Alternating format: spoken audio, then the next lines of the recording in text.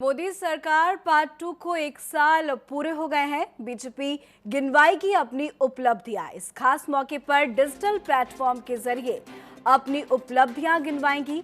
BJP करेंगी 1000 virtual conference.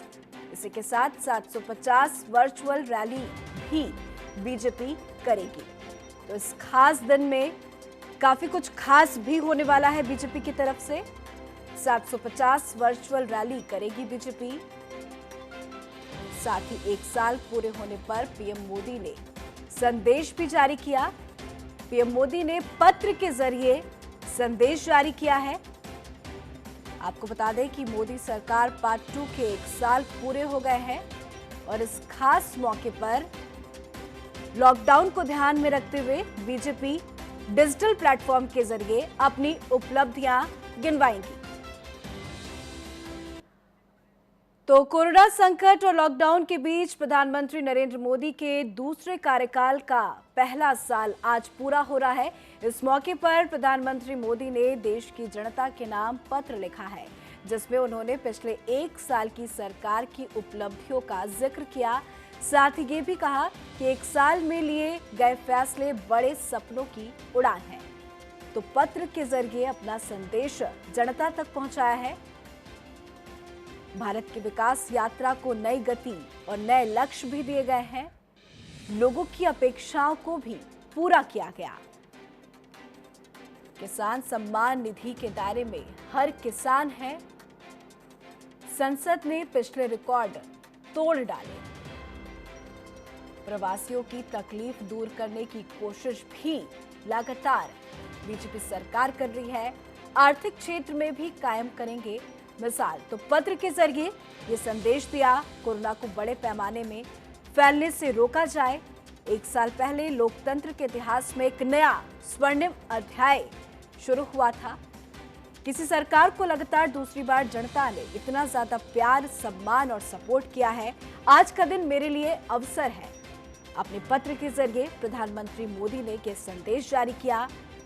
2019 में जनता का आशीर्वाद देश के बड़े सपनों के लिए था।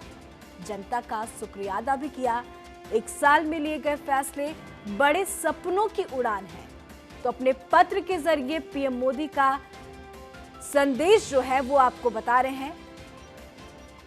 और इस खबर पे ज्यादा अपडेट के साथ रुक करते हैं हमारे संवाददाता अमित दुबे का, जिस वक्त हमारे साथ फोन लाइन पे बने हुए हैं। अमित, बीजेपी के लिए बहुत ज्यादा खास दिन है क्योंकि मोदी सरकार अपने दूसरे कार्यकाल का पहला साल पूरा कर रही है और ऐसे में जो पत्र के जरिए मोदी ने बड़ी बातें की है, जनता का धन्यवाद भी किया है। क्या कुछ अहम बातें हैं जो पत्र के जरिए मोदी ने जनता तक पहुंचाया है?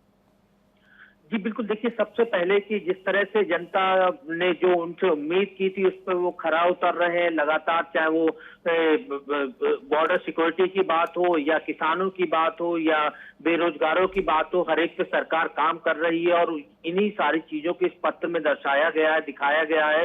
और क्योंकि पहले भी तय था कि प्रधानमंत्री जो है लोगों को संबोधित करेंगे, लेकिन उसके बाद फिर उसे चेंज किया गया और पत्र के जरिए प्रधानमंत्री के जो वक्तव्य थे वो लोगों के सामने आए। अब बीजेपी का एजेंडा है, हालांकि आज बीजेपी अध्यक्ष जो है वो इसे लेके एक प्रेस कॉन्फ्रेंस भी कर रहे हैं। ये भी प्रेस कॉन्फ्रेंस डिजिटल होगी जो कि जेपी नड्डा कर रहे हैं और इसके साथ साथ बीजेपी की कई नेता जो है वो वर्चुअल रैली करेंगे, यानी सोशल मीडिया के माध्यम से बीजेपी लगातार मुहिम चलाएगी कि अब तक की बीजेपी के कार्यकाल में जो भी विकास कार्य हुए हैं वो जनता तक पहुंचाया जाए। इसके लिए कार्यकर्ताओं को भी जागरूक किया जा रहा है।